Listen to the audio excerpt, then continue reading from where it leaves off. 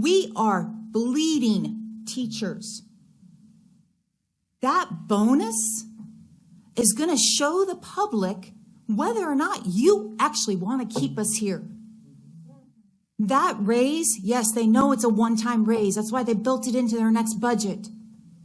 But that one-time raise now tells these bus drivers and these custodians that you want them here. My kids spent an hour and a half on the bus ride home. For kids that have anxiety disorders, autism, other issues, being stuck on that bus, you've got to not, it's not about my paycheck, but I guarantee you, I have worked my butt off for this county. And Mr. Ross, I am really, really, really upset with you. You pulled a political maneuver lowering that tax rate. I watched every moment of that Tea Party debate. You must have said 20 times, I'm responsible for lowering the rate to 73 cents. I'm responsible. And then you said, when I get elected, I'm going to abolish the Board of Education. Then you said, school vouchers, all choice. Mr. McLaughlin, the very first words out of your mouth before you did the pledge was, this school, man, they got $43 extra million last year. Now they want $8 more million from all your Tea Party people. Ma'am, your time's expired. Pay attention. Ma'am, your time has expired. You know, at least before working here, I felt like there was a buffer between the Board of Supervisors and the teachers. You know, it was obvious to me for a long time, it's been obvious to anybody who's been paying attention for a long time that there's been a lack of support for public education in Spotsylvania County. And I'm not here to say that any board member particularly has created that problem, but the problem exists either way, and the problem is about to get a whole lot worse. Now we have a school board that seems openly hostile to the idea of public education, which is just completely baffling to me. You know, I'm not using this money to go make a Lexus payment, okay?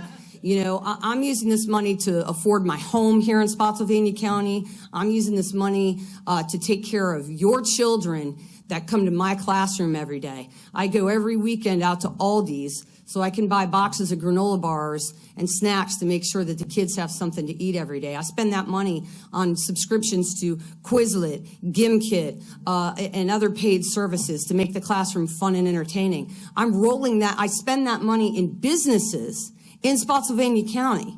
So I'm rolling that money back into the county. It's not going into some black hole.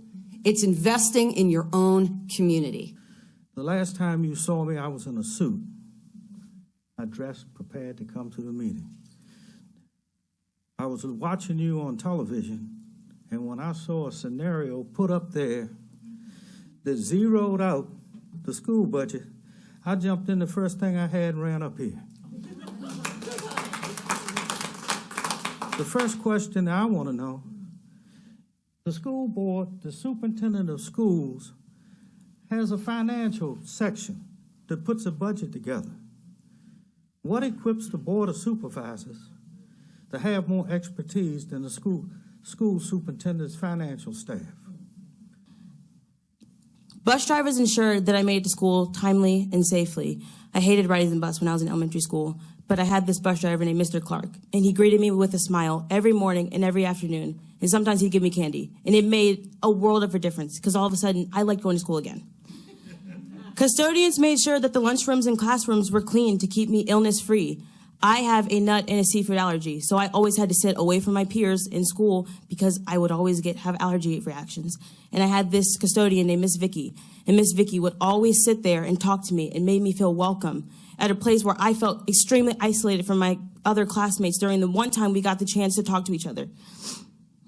And teachers gave me the courage and the knowledge to stand up here today to present this on their behalf. If I named every good teacher I had in Spotsylvania County, I'd run out of time. All of them are great, but all of them are leaving. I was so excited for my youngest sibling to reach high school so that she could have the same teachers I had. But with the amount of resignations recently at my former high school, she will never meet them. I had amazing teachers, amazing librarians, amazing staff, and amazing admin that my siblings and the other younger people that I know in this county will never get to meet.